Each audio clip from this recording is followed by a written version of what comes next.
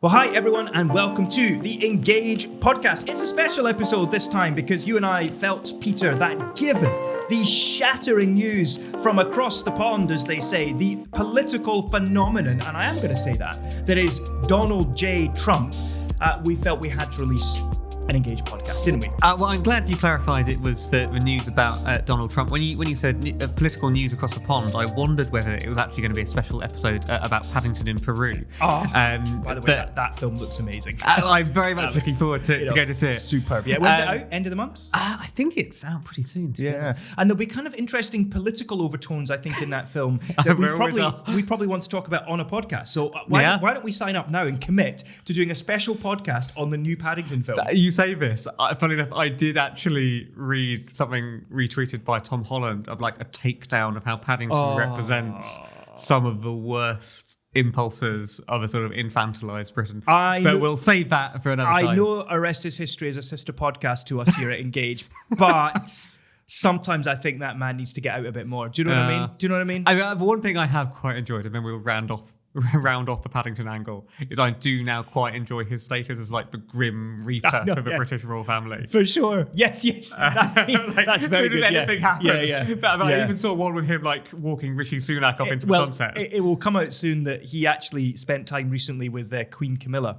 And then she had to withdraw from her duties. Interesting. But we will round that off because what we want to do on this podcast, and it will be a slightly shorter podcast than normal because we are reacting to live events, which we sometimes love to do on the Engage podcast. We're going to react and we're going to talk about what's happened in America, but we also want to briefly touch on the new Conservative leader. She had our first Prime Minister's questions. I'm giving away who it is, but of course everyone knows already. And we also just want to touch on the budget as well. Yeah, of course. Right, let's start with America. My first question, Peter, is did you stay up to watch the results? I didn't. No, I mean, I know that I love Britain, but even though I am biased, I got to say I think that we do exit polls better. Like you get the crescendo before 10 p.m. And like Big Ben going and you project the leaders onto the screen and then you know the results. As opposed to having to stay up for hours to see anything happen. So I would disagree. I would say that the way we do it is that suits a certain type of personality.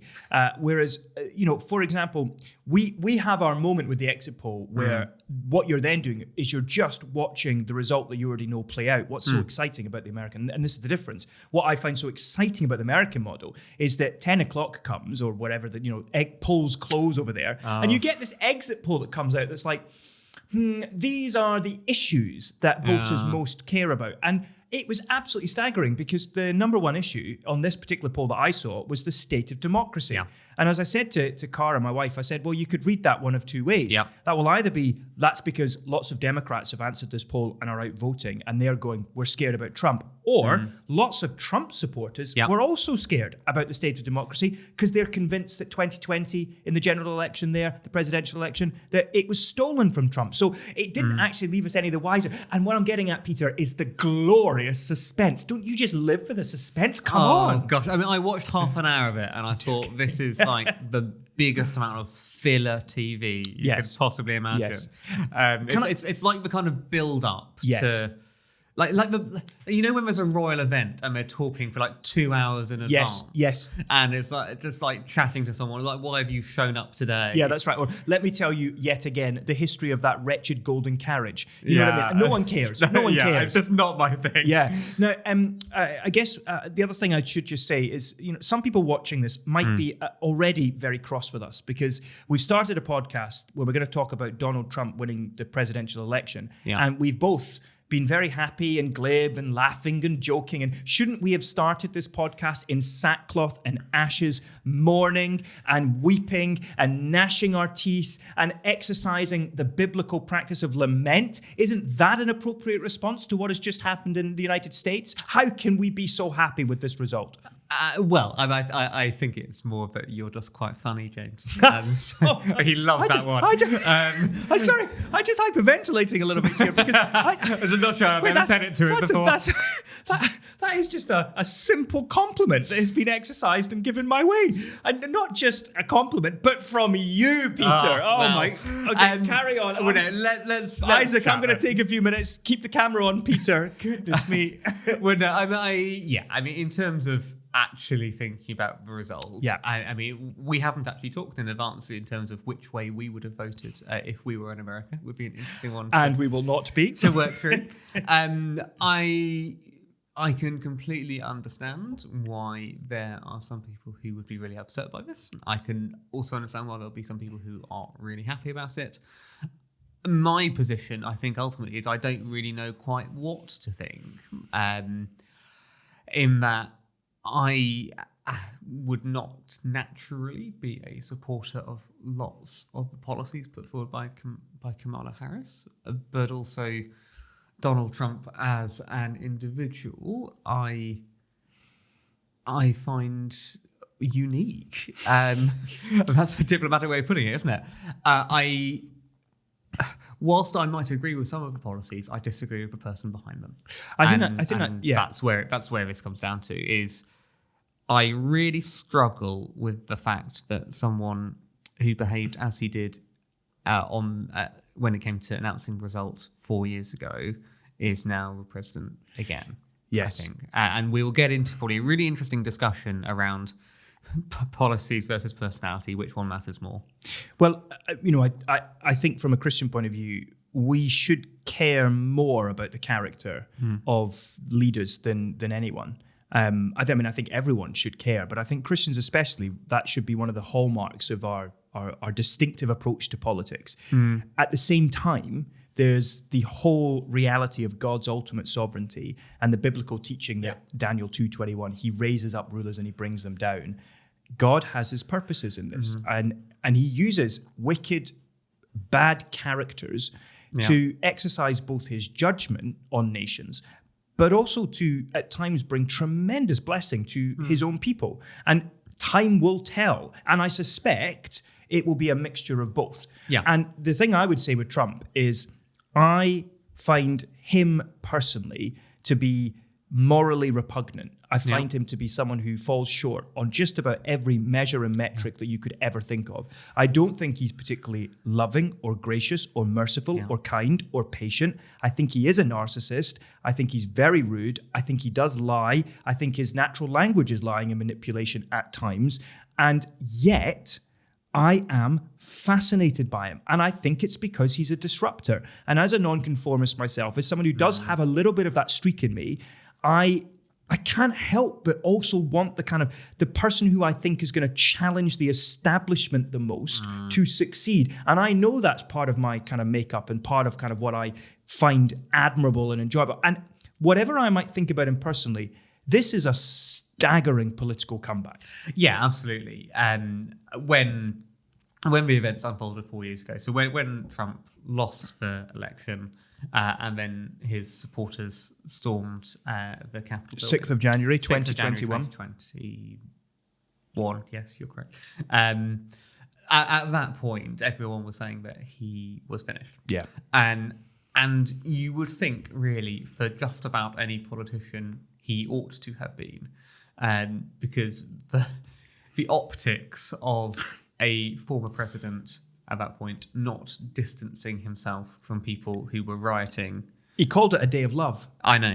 Yeah. That I think was, for me, the point at which it was like beyond return, where in my personal view, I would never have been able to support someone who had behaved like that. Yeah. From that point. Yeah. Which puts me in would have put me in a difficult position were I American today. I know. In terms of who to vote for, because that was so extreme that I don't think I could have voted for him. I also wouldn't necessarily wanted to vote for Kamala, and so you end up voting independent or not voting at all or spoiling your ballot or whatever. Yeah. But yeah, it absolutely is like a phoenix from the ashes. I mean, and it's not even actually that close. No, and bear in mind, 6th of January 2021, you have the horrible riots at the Capitol. He was absolutely responsible. In part for that, I would say that, of course, individuals who did that are also responsible for their actions. But while I think some of the rhetoric around Trump's role in that was overdone, to me, he knew what he was doing, and he could have exercised more restraint on that crowd, and he chose not to. I think that's precisely the point. So it's very difficult to know quite to what extent Trump should be held responsible. Trump clearly was not the man going and organising a WhatsApp group of people to go and storm the Capitol, but his words matter. Exactly. And to use them in a way which could easily be interpreted as encouraging protest as opposed to quelling it is really damaging. And you might even say, we can't tell, if we're being generous, if it was deliberate, it could have just been tactless and thoughtless. I mean, that's very vintage Trump. But I suspect... I think it's more than that. Absolutely. But my point is that either way, he didn't use his words to bring peace and calmness. He stirred. Yeah. And so the other thing, though, just worth pointing out, that was the beginning of January 2021. 2022, you had the midterms in America. Biden and the Democrats were predicted to lose control of I think it was the Senate in the end, and then maybe not do as well in the House, so they'll probably just about retain control. But the Republicans were expected to make gains. That's quite normal in the midterms. Trump had endorsed a number of candidates, because he was still a big player in Republican circles, and his candidates tended to fare very badly. And in fact, the Democrats retained control of the Senate, and you still had a largely Democrat-dominated Congress and Senate. And so Trump actually did very badly in 2022. And so you're still thinking, this guy must be a busted flush. But such is his dominance of the Republican Party that then you fast forward to 2023 and it just becomes clearer and clearer and clearer. This guy is going to win the Republican primary and is going to be the candidate. Yeah. And it started so well. He was up against Biden and you had that debate and Biden's terrible performance and you had Trump riding higher in the polls, looking good. Then Biden drops out, Kamala Harris comes in, and Kamala Harris, I mean, let's not exaggerate this. She had the best fundraising start that any presidential nominee has ever had, including beating Barack Obama in 2008. She absolutely smashed it. There was momentum, there was endorsements, there was energy, there was optimism, there was her incredibly distinctive laugh. All of that. And Trump, you could see, was really struggling. They had planned for a campaign against Biden and they didn't know how to adapt. They couldn't pivot very quickly. It was very clumsy. Everything just took a bit of time. And suddenly I think things like the assassination attempt on Trump massively played in his favor. I agree. And I also think that his core message on the economy, are you better off now than you were 2 years ago? Absolutely resonated with middle class, working class Americans, particularly in the Rust Belt, which is Wisconsin, Michigan, Pennsylvania, used to be the urban industrial heartland of America. It has suffered and suffered and suffered. And I think that message, in particular there, the states that probably he will sweep, Pennsylvania's already got. And he looks like he might get Wisconsin and Michigan. I think he has got Wisconsin. He has got Wisconsin. So I think that message on the economy resonated. People connected with it. And that's partly why he is where he is today. Yeah, well, I guess this is a really interesting angle, isn't it? It's for us to think through how have we ended up here where he has won? Because on one level, the odds ought to be stacked against someone who has lost in a presidential race before, who is a convicted felon. Yes, let's not forget that. Of course, we'll add that into the mix. Yeah, indeed. 34 counts. Who has those links with the January 6th insurrection, who has come out with some pretty extreme misogynistic comments and has been linked with various kinds of figures who are embroiled in racism scandals and all this kind of thing. On one level, the odds ought to be stacked against him. Obviously, that is not what has happened. It feels to me like sometimes in our media in Britain, we just cannot understand why people have voted for him. So let's try and see, where do we think our media has gone wrong in not understanding? I totally agree. Yes. I said this on the radio this morning in giving a kind of reaction to the American result. I said I think we don't really understand America. I agree in with this that. country. We are very different. So think about population size of the UK, of 70 million. We are the same size population as some of the largest states in America. America is a country of 300 million. It's a much younger country than we are. It only really came into existence in the 1700s when it constituted. And the left-right divide is starker over there than it is here. Here, left-right blurs into the centre. To win an election here, you really need to be positioned in the centre ground of politics. And even Starmer, though he is an old-fashioned lefty at heart, he very deliberately moved Labour to the centre to win the landslide. Whereas in America, the way that you win is you can't go fully left because they have an absolute pathological fear of communism. And I think justifiably so, it must be said. However, I think often you really lean into being quite right, whereas the Democrats, they've got this balance between they want to be centrist, but they have this left-wing flank that is really cross with them, for example, over their support of Israel and really kind of pro-Gaza, pro-Palestine and very pro the green agenda, when on the other side, you've got Trump going, all this kind of environmental stuff, it's just making you poorer and I'm not going to do that kind of thing. So I think it's really difficult for the Democrats to know exactly where to pitch themselves in a much more polarized political context, whereas here, the roadmap for winning, I think, is a bit clearer. And one more thing, I don't think Biden won in 2020 because everyone was like, yeah, do you know what? Let's have a dose of progressive policies. That sounds absolutely brilliant. Yes, I'm going to come on to this. I think Biden won in 2020 because people had 4 years of Trump and he'd handled COVID terribly. And I think they were fed up. And I think that Biden offered them a reassuring return to something a bit more normal and manageable, and it was less the progressive policies and more that he wasn't Trump. That was part of the answer, I think, in 2020. So my take on this is I think when our liberal media elite tell people how they should think, they are completely missing the point. So all the kind of commentary which I was hearing over here in Britain about how this is the election in which women fight back for their reproductive rights and abortion is going to be a massive issue. Just because it is for our media. Yeah, just because Emily Maitlis says abortion is important, that doesn't mean that is the number one issue for people who are actually living there down on the With ground. apologies to our cousin podcast, the news agents. Quite. So I think that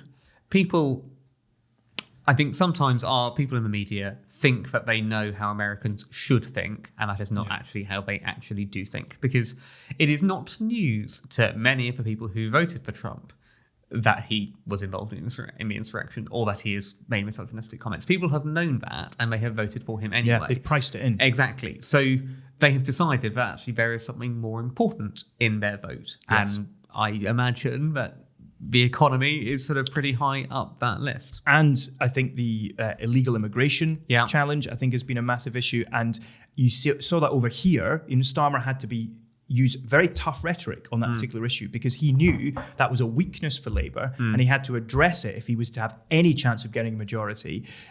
Whereas, again, in the American election, Trump's messaging, you might not agree with it, but boy, is it simple. We're going to build a wall.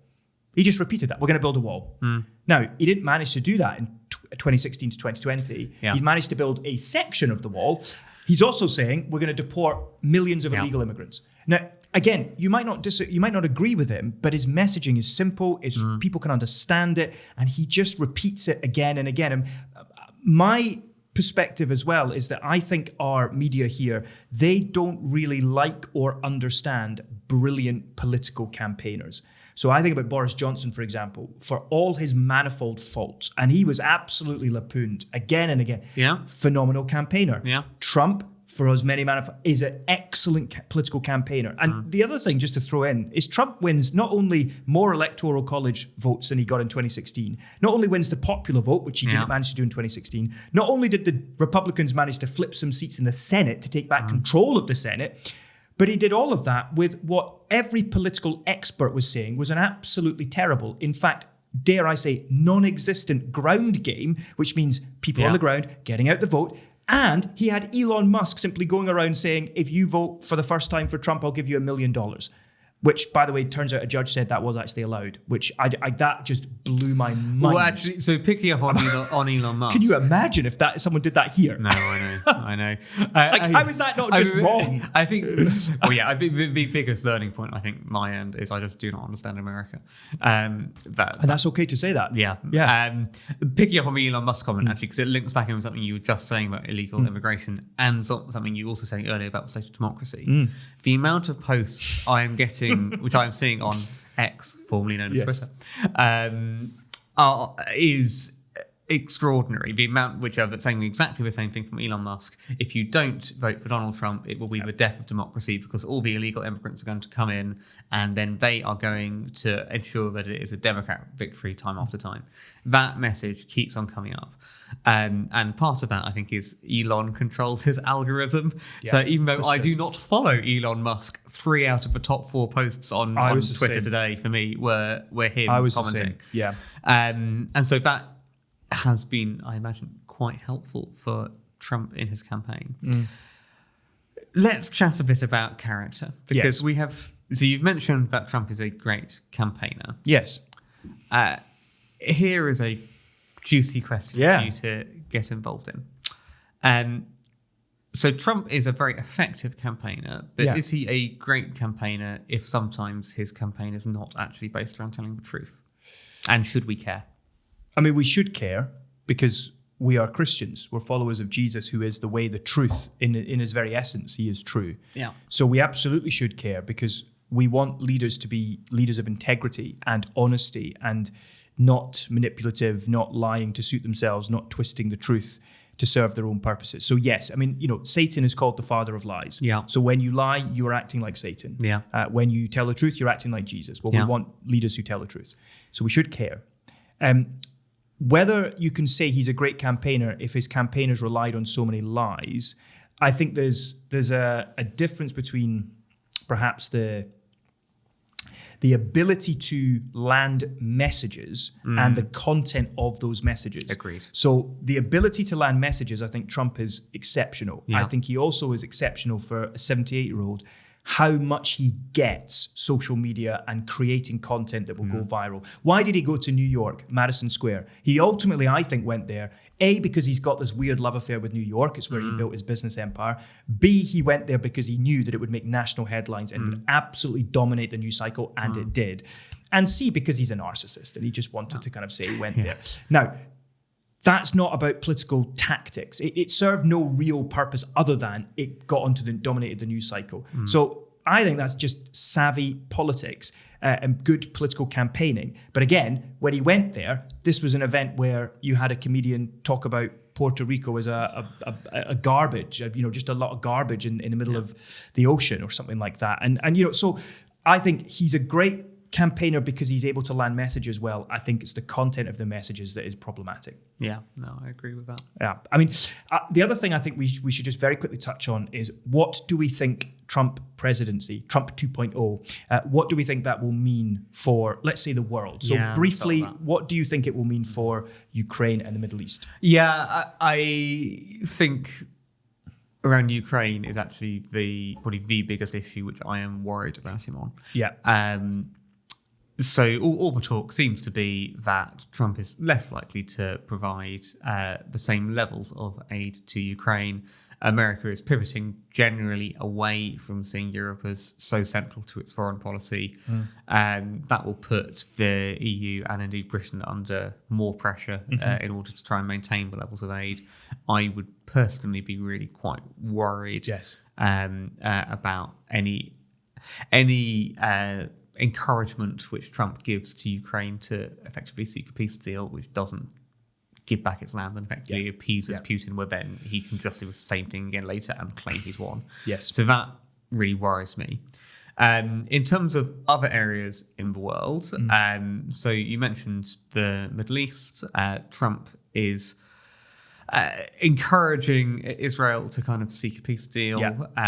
He said he wants to bring peace to Lebanon. He's also said some very unflattering things about Netanyahu. So I don't think that is a relationship that is as locked in as perhaps it was when Trump began his first presidency. Yeah, so it's I think it's unclear anyway what the way out of that conflict is for anyone anyway. But and then the other area which we will probably ought to touch on in terms of the world is China. Yeah. So Trump is thought to be pursuing a more anti-China position. I think that's probably a very good thing for the world. I think it is vital that America supports Taiwan, for instance. Yeah. Much of the talk around Trump and the economy is around the tariffs which he wants to put on to imported goods, which would include China. Yeah. So no bad thing for the world's largest economy to be less dependent upon China. I think that's probably a very good thing. I think one of the tricky things for us in Britain, and indeed actually for other allies of America, is Trump's vow to put America first all the time. I well believe that he will look to do that, but then that is going to have a real knock-on effect for all of us. And so something like the tariffs, he will probably put tariffs on imported goods from Britain. Yeah, he will. Or from the EU. Our growth forecast has been downgraded from 1.6 to 1.4 as a result of that. There we go. And so the kind of distinction between allies and non-allies becomes somewhat blurred. Yeah, and at the same time, I hope that out of this, there's a real determined effort across Europe to take defence more seriously, to invest more money in defence, to build up its own defences. I actually think Trump had a completely fair point when he said it was unfair that America was shouldering so much of the burden of basically funding NATO, and other countries who were members of NATO were not even meeting the agreed target of 2.5% of GDP being spent. So I think he was completely bang to rights on that, and I suspect we'll hear more of that rhetoric. And if that leads to an actual reaction, well, I think that's a good thing for the world, not a bad thing. I think for Britain, I think apart from the economic angle, I think this is just very tricky for Labour, partly because the Foreign Secretary David Lammy made some very, very, very Can you remember the quote? Yeah, I can't remember it all, but he said he was a racist and a neo-Nazi sociopath, which is, very undiplomatic language. Yeah. I think the flip side on all of that is that Lammy, to his credit, has worked very hard at cultivating relationships with the Trump administration. And in fact, the Times reported that at a meal with Lammy, Starmer and Trump at Mar-a-Lago in Florida, then Trump warmed to Lammy so much he personally gave him a second helping of food. So that's taken in diplomatic terms to be a massive coup, great.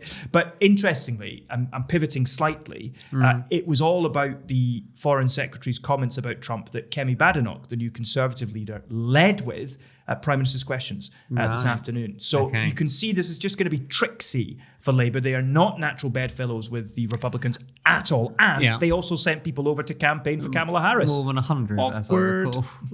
So I think that will be tricky for them. Yes, I think it will be. And I don't think Keir Starmer and Donald Trump would be natural bedfellows.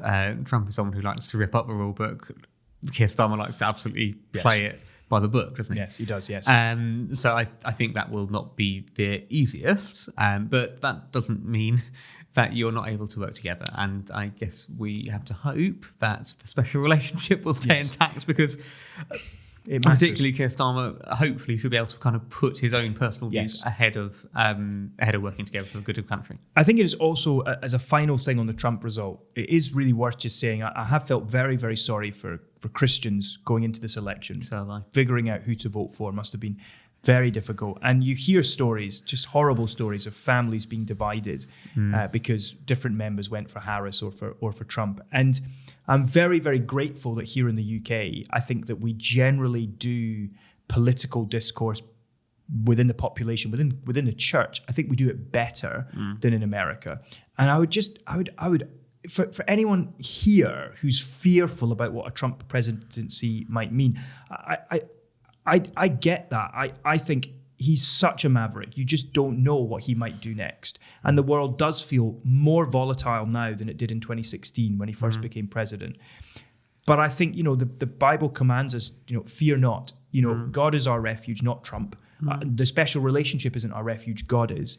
And again, I come back to God's work of providence, that he raises up rulers and he brings them down. Like, he will have his purposes here. And we've still got to pray for Trump, and we've got to pray that God uses him for good, not for ill. Yeah. So I think all of that is part of a kind of Christian response. And also, final thing is, if you have a Christian friend here who is pro-Trump and is glad that Trump has been elected, and we haven't even touched on what I think is Trump's not very good position on abortion, for example, I actually think that you've got to believe the best in your friend. Believe that they might support Trump because they saw some of the policies he enacted last time, and they were, from a Christian perspective, good policies. Believe that that's why they're supporting him again. Believe that they genuinely just couldn't, in good conscience, vote for Kamala Harris, who made making abortion more widely available across the whole of the United States one of our flagship. I mean, she barely revealed any policies, but she did reveal that one. Yeah. And so I think believe the best, listen more than we speak, and this is a chance to practice speaking the truth, but doing it with grace. Yeah, no, I think that's really helpful. I think one of the things I have been meditating on today is the truths which would have been true had Kamala Harris won about God are still true with Donald Trump having won. Yes. And so we would be talking about how God is sovereign. If Kamala had won, it is still true when Donald Trump has won. We'd have been talking about how God uses even flawed, sometimes quite evil evil leaders to accomplish his good purposes. And we've often touched on Cyrus, haven't we? Yes. That could have been Kamala Harris. It could have been Donald Trump. All these things are no less true. Yes. Because Donald Trump has won, because his election is not the most important truth. I agree. And even the crucifixion of Christ, a bad thing by a bad leader, God was able to bring the ultimate good from it, which was the dawn of a new world. I mean, incredible. That's really, really helpful. One tweet I read, which I thought just put it really well, was, politics matters, so you need to engage as Christians. Politics is not ultimate, so you can rest. That's really funny. I saw the same tweet. Matt Smith. Yes, yeah. I think I've probably phrased it slightly. Yeah, I was going to bring that up at some point as well. What was refreshing. Really helpful. Yes, politics does matter, but no, it's not ultimate. That's great. Let's very, very quickly. Let's headline stuff. Let's just say, Kemi Badenoch, were you surprised that she won the Conservative leadership election? No, I wasn't. Not a massive margin. It was expected she would win, wasn't it? Yeah, she was the favourite going into it. She's always polled very well with Conservative members. Yeah. So no, I'm not surprised. I think it will be an interesting time. I'm surprised at how she's appointed so many of her own supporters into the shadow cabinet. It's never a great sign, personally, because it kind of suggests you're beginning from quite a weak position. Kemi is someone who says what she thinks, so it'd be... there's not going to be a dull moment, let's say. And you saw that immediately in the Prime Minister's questions, her first one today. I think she was punchy. She was on the front foot. I thought she did a good job. One bit where Starmer had a very good line was she kept on this repeated refrain of, that you're just reading the lines that the civil servants give you. And at one point after she'd said this, Starmer stood up and said, that line might have more force if you hadn't just read that from the lines that are in front of you. Again, I've butchered it was much funnier in the moment. But I thought she did a good job. So time will tell. I mean, I know some Christians really like her because they think she's very good on the gender stuff and the transgender issue. She's been quite definitive on some of that. I would counsel against having overly high expectations. I think that, this is I've seen this happen again and again. She has some Christianity in her background, but she's been very open. She's not a believer. Oh, yeah. So let's just be careful about any over-the-top expectations we might place on her. Do you think she can lead the Conservatives back to office? I want to reserve judgment on that because I think she needs to be given a chance in this role, and people can surprise you. I would have said no. I think that one of my concerns with her is I think she can be quite thin-skinned. Yeah.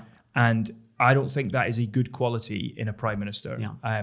So I want to reserve judgment only because you can grow in the role if you approach it right. So give her time. I get why some people are saying she won't lead them into the next election. I don't know. We'll wait and see. Yeah, that's fair. I think in some ways the biggest obstacle to her, I think, is it comes across as herself. She comes across as pretty abrasive. Yes. Yes. And what I have heard is he's not the easiest to work alongside. I don't doubt that for a single minute. That is not a great quality as a leader of a party.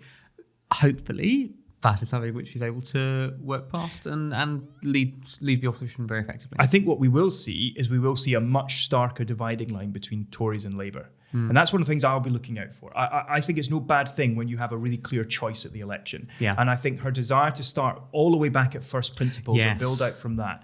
I think if that signals a genuine return to more conviction-led policies where this is our conviction, therefore this is our policy, and we will hold that policy because of our conviction, and we will not bend it because public opinion seems to be suggesting that we should bend it. I think that might be quite refreshing. Whether that can win a general election, well, again, time will tell. I think that's actually a really helpful point, to be honest. Thank you. Let's go. Finish with the budget? Let's go on to the budget. Well, I mean, in one sense, what's there to say? Because you've written an article for the Care website. I have. By the way, if you're watching this, listening to this, and you are not signed up for Impact Direct, it's our weekly Friday newsletter. It starts with a long read on the big political story of the week, and it's written by a team of us here at Care. We'd love to have more writers. Maybe even you would want to write for us, in which case you can go through a very intensive application process.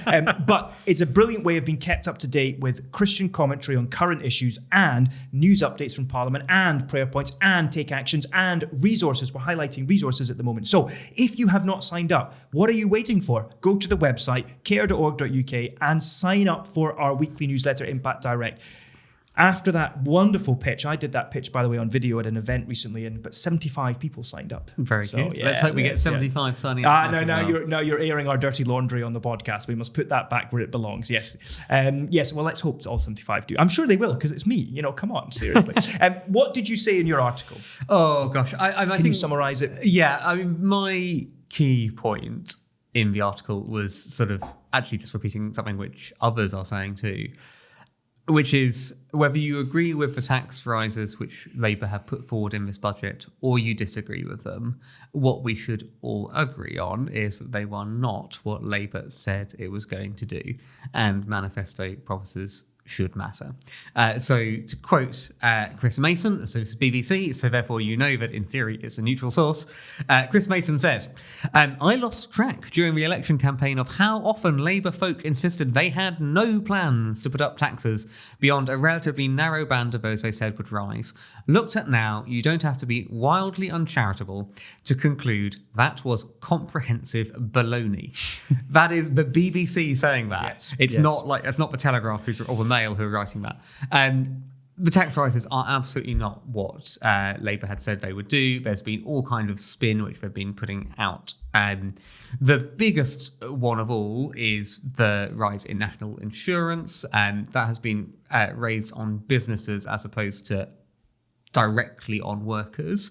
Labour are claiming, we have kept our promise not to raise workers' taxes. The reality is that workers are expected to pay the brunt of it anyway, because employers then just won't put wages up. Yeah. And so it's really quite naughty, I think, for Labour to claim that they are keeping to their promises, where it's sort of the idea of, the letter of the law they might have stuck to, but the spirit of it they certainly haven't. To give her credit, if we can call it that, Rachel Reeves has now come out and admitted that, effectively she's not exactly kept her word. I think although you might say that was a few days too late and it would have been better if that had happened much earlier, I think credit where credit's due, at least she has said something to that effect, because it was so blindingly obvious.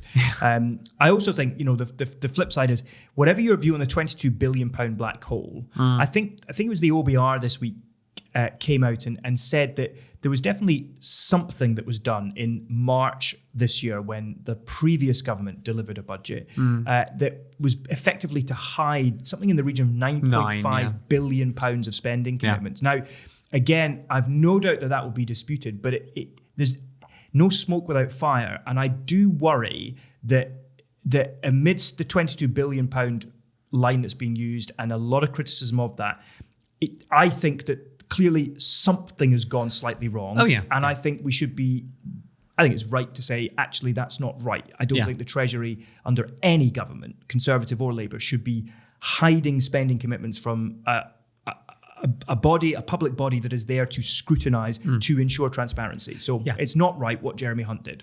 I don't disagree with that either. The whole thing comes across as sort of really petty politicking going on, sleights of hand. And all that kind of I think what I would say is there's a difference between even not £9 billion of spending unaccounted for, and within this budget, Labour are looking to increase spending by 75 billion. Yes. And 9 and 75 are quite some way apart. No, they are. It's the principle rather than the kind of like the outward. I don't disagree with that. But anything else from the budget? Yeah, so we're not going to kind of take it line by line. We've only a couple of minutes left of this podcast. But as with all budgets, there'll be some things which one agrees with, some you disagree with, and some where you think, oh, well, I would have agreed with that, except it won't work. Yeah. So in terms of things which are good, I think it's really good to see the raise in the earnings limit, which is being placed on people who claim government support for caring for a disabled or elderly relative. So that's a really good thing. I'm not averse to tax rises on things like vaping and smoking, which are industries which effectively make money out of harming people, fostering addictions. Yeah. And there are some things which I might have agreed with, but I agree with the principle as opposed to the practice. Yeah. Everyone agrees that, like, in principle, non-doms should have to pay tax. In practice, it sadly doesn't work like that. And fairness and prosperity for the nation don't actually always go hand in hand, because someone can just leave the country. Yeah. So that's a frustrating one, I think. Yes. And then there are some things where I'm sort of like, oh, gosh, here we go again. So the NHS swallows more and more money every time. So I think, again, we all agree the NHS should be well funded. That is not in dispute. But equally, Conservative government after Conservative government has thrown more money at it. And it keeps on saying it needs more. Yeah. So there's something which is going wrong which needs to be fixed. And Wes Streeting had said, no more money without reform. And that's exactly what has happened. And they've got an additional 23 billion. Have you filled in the consultation? No, I haven't. No. I'll tell you the one bit on Twitter which did really make me laugh. So Wes Streeting kind of showed some of the more ridiculous responses. One of which was that they should fire the health secretary out of a cannon.